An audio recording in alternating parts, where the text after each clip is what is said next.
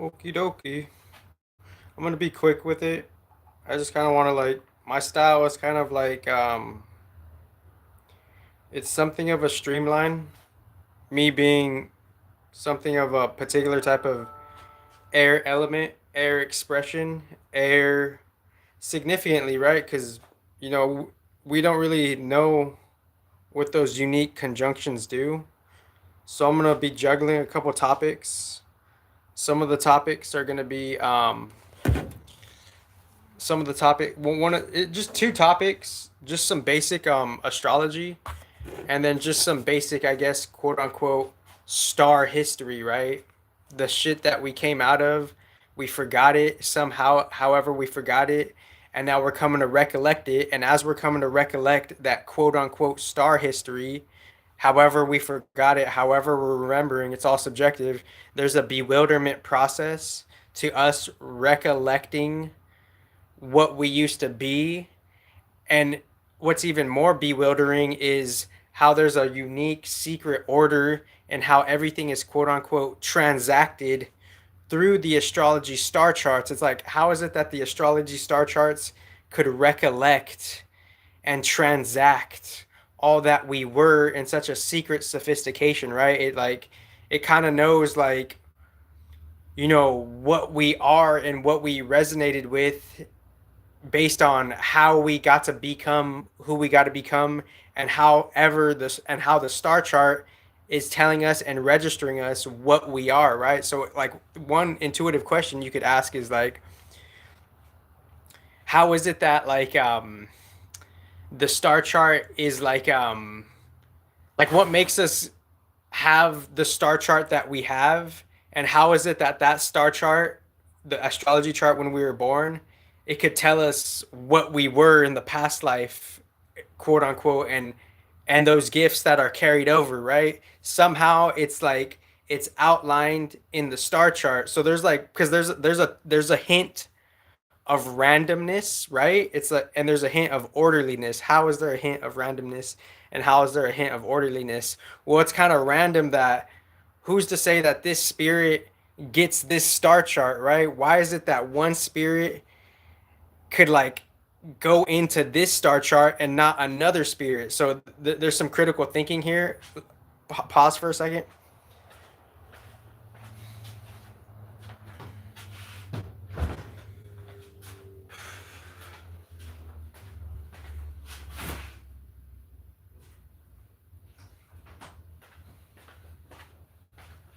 So I'm just gonna streamline this message, and I get how people could be saying the algorithm could be speaking to you in different ways, quote unquote, surface level digitally, and then throughout life, you go out through life, you go out through the matrix, and then the matrix is telling you one thing, and as the matrix is telling you one thing, it has a particular type of duality, it has a field of distortion, the past, Saturn guard, respectively to just the mathematical percentages of it.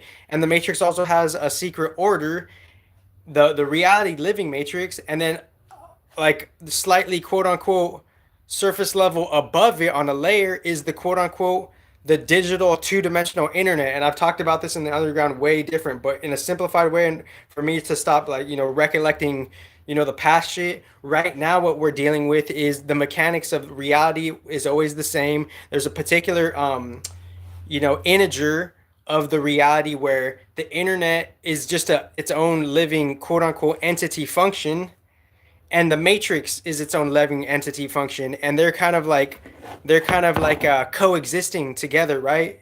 Without a doubt, without just the human function, right? Just with or without the human function, there's a matrix that's self-evident, that's there, the walking ecosphere environment, the earth is here, the trees are here, and then existing with the planet Earth and the solar system and their planets, and those planets everywhere else and coming back in, they're contributing to the quote unquote internet, right? And then after the matrix, the planets and the internet, they're doing their own thing. Then somehow the humans are interacting with all of that shit, right? So the algorithm could be tailored to the matrix, and then the algorithm can be tailored to the internet, right? What is the internet telling us? And the internet and the matrix, they have significant dualities pre before the change of guard, because the star history and, like, 2012 information, thank God for the fucking predecessors in 2012.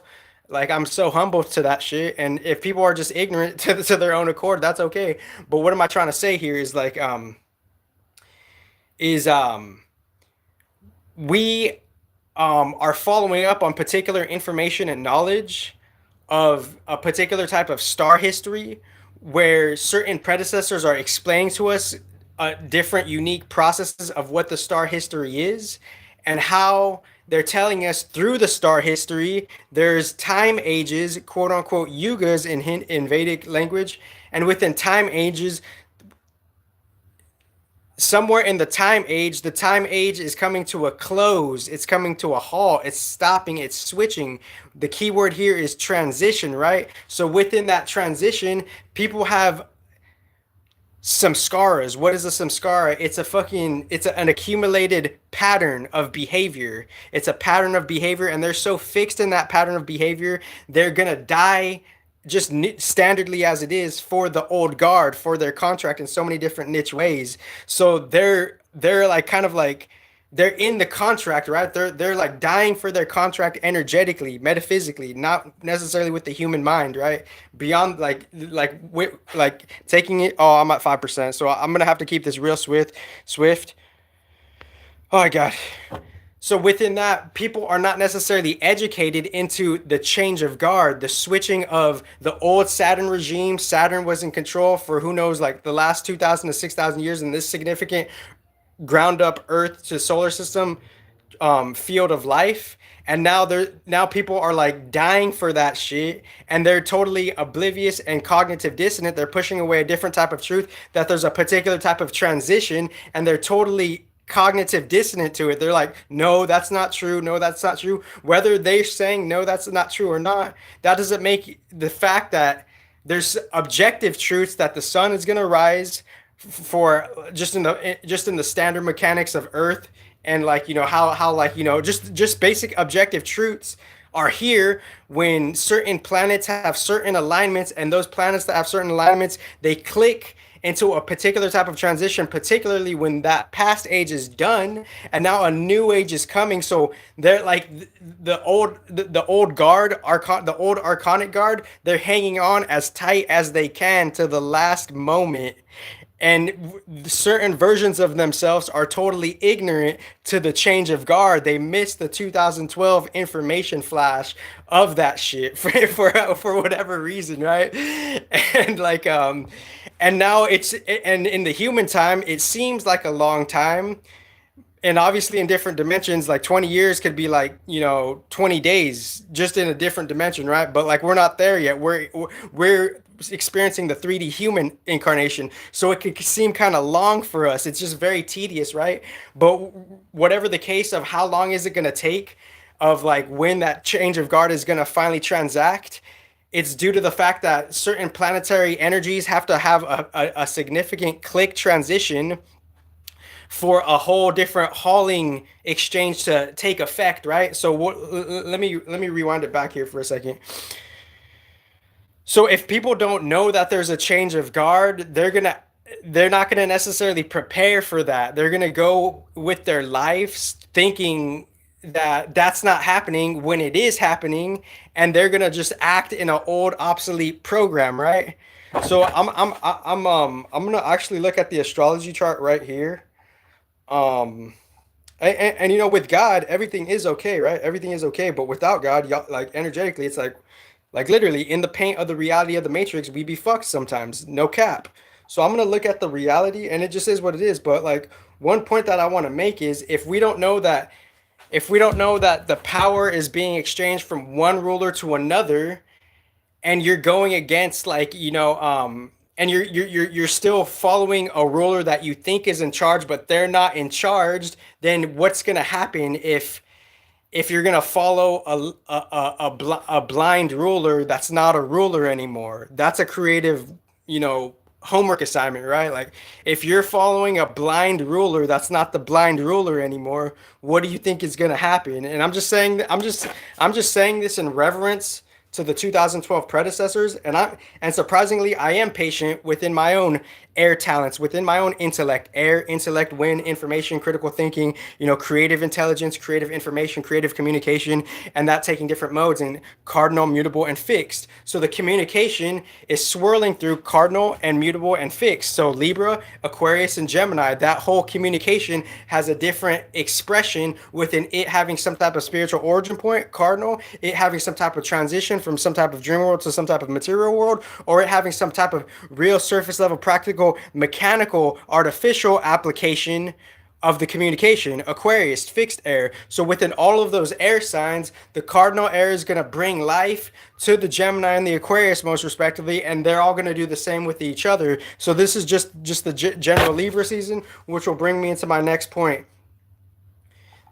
Mars is in Libra, and the paradox of Mars being in Libra right now, while the sun is in Libra, that means the earth is in Aries. So that means Mars has a particular type of paradoxical pivot where Mars is in detriment in Libra because he's in his opposite element, right? If Mars is ruled in cardinal Aries, cardinal fire Aries, if Mars is the ruler of Aries, his main element, and now he's on the opposite side of his element, Libra. That means Mars is in detriment. So Mars could be like a hot planet, in one prominent aspect. And now he's on the other side of his hotness. He's in coldness. So he's on the opposite field. So he needs help, right?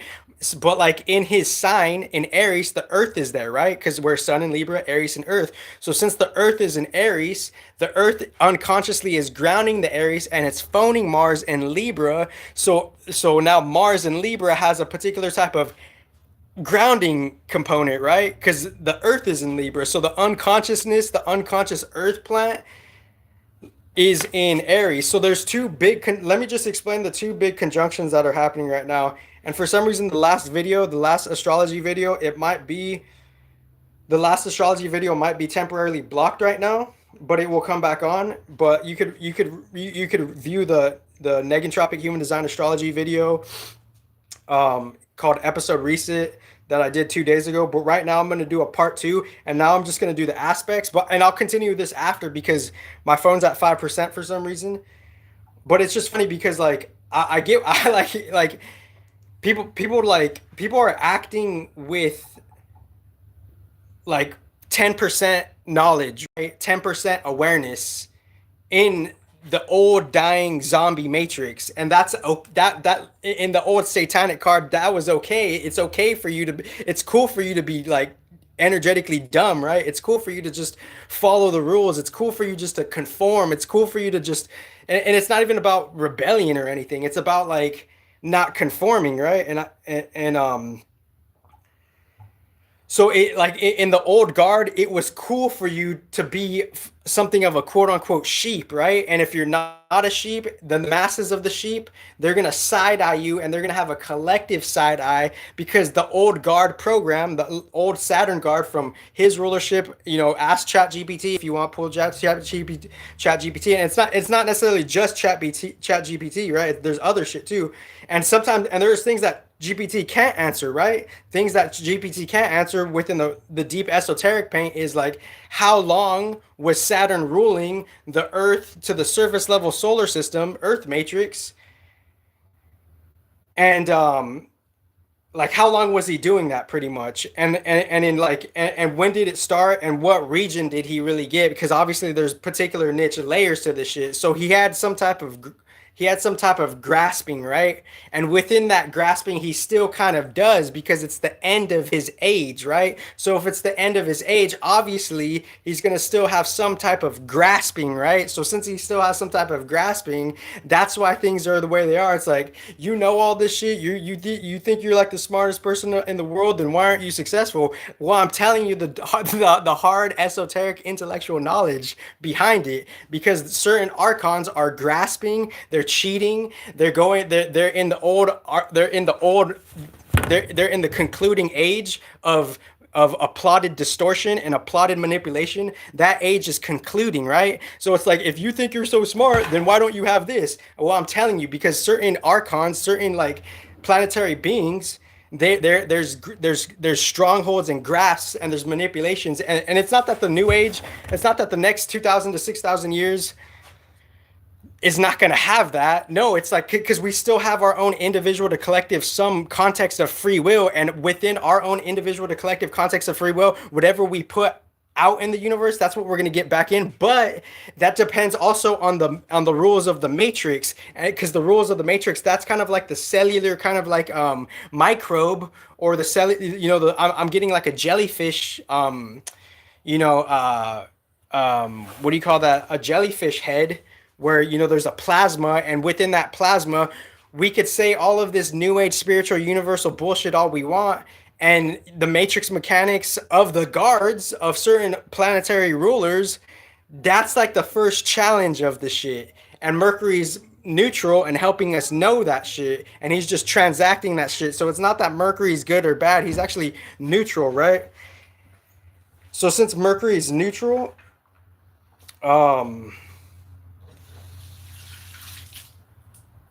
he obviously knows, the certain archon planets that are in a form where there's just malevolent planets, and on a deeper level, those planets, they have their offsprings of their new campaigns and organizations, right? And the planet Earth is allowing and entertaining all of those campaigns to clash. So that's the paradox and the intricacies of the 3D matrix, right?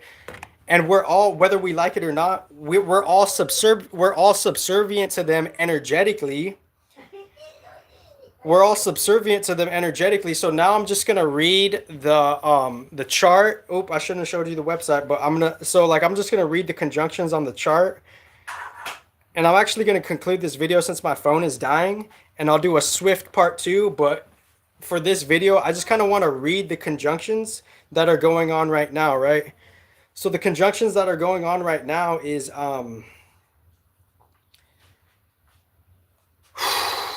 and they just barely switched up, because yesterday, 2 days ago, it was an Earth Saturn Neptune conjunction in Aries, and Neptune shifted ever so slightly somehow, and Saturn shifted ever so slightly now. So within that very pivotal moment of a moment, there was a particular type of conjunction power on a certain elemental theme within the paint of the solar system ship, right? Within the paint of the solar system ship, quote unquote, 360 degrees, right? And within the 360 degrees, if certain planets land on the same degree, they're making some type of conjunction, quote unquote, profusion energy effect based on those planets being grouped, and those planets being grouped on a certain space and time. Then within behind the human population, within the solar system environment, they're making a certain effect, a conjunction effect, to fucking provoke the material reality, not provoking in a human way, not provoking, not good or bad, just provoking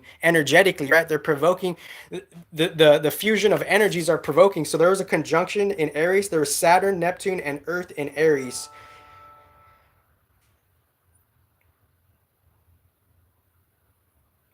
And the other significant special conjunction within the new moon, and the moon coming from third decan Virgo, and it's obviously creeping to Libra, to Aries. Now the moon is in Sag. Now we're feeling expansive. Now we're feeling raw. Now we're feeling, we might want to like be kind of sporty, right? We might want to like we might want to just go and have a workout play session, right? Moon and Sag, workout play session while the sun is in Libra, right? And now that the sun is in Libra, the significant conjunction in Libra is Sun, Mercury, and Mars just barely shifted into Scorpio. So Mars is in Scorpio. So Mars is at his internal home. So now he's just festering. Now that darkness is just festering.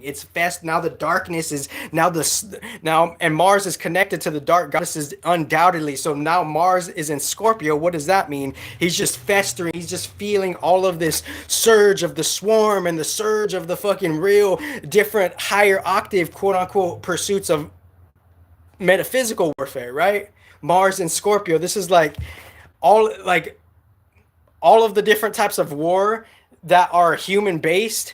It's just a reaction to probably 2%. So I'm gonna come back. I'm gonna come back.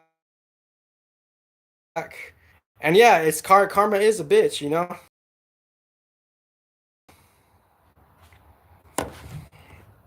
So I'm at 2%. I'm gonna come back. Yeah, I'll definitely come back to this one, and I'm just like one of the main points I wanted to squeeze out was like, that whole like the whole old guard. There was, and obviously every nation and every great teacher in each nation, they're obviously going to have their own unique perspective, but undoubtedly there were hints of significant distortion, right? Within just the general governments, there's a significant distortion, and within that distortion, it just is what it was on a such a raw game, because for Saturn to have achieved that old rulership, it was just a different space war where he got lucky, or quote unquote whatever, and he won a certain game, right? But now that's expired though, and now everyone is used to that, and now everybody has a secret hatred. Why do they have a secret hatred? Because they're used to a particular type of old way. It's not necessarily old fashioned. It's just Saturnian, right? It's a particular type of Saturnian, not good, not bad, but it could be, right? And there's a whole paradox with Saturn, because even though Saturn was ruling the surface level material world, for him to ascend, he still had to take notes and still be subservient to his father Neptune, right? So like there's unique paradoxes and intricacies within the game of the Matrix, right? So it's like people are bearing secret hatred and jealousy because it's a hard competition of a cutthroat game of like, it's either I'm gonna win all or nothing type of shit, and if I don't win, I'm gonna throw a fit. That's the competition of the original metaphysical war. This is the number one truth, and if y'all want to play with that distorted fake shit, y'all could do it. I don't give a fuck. I'm the number one truth.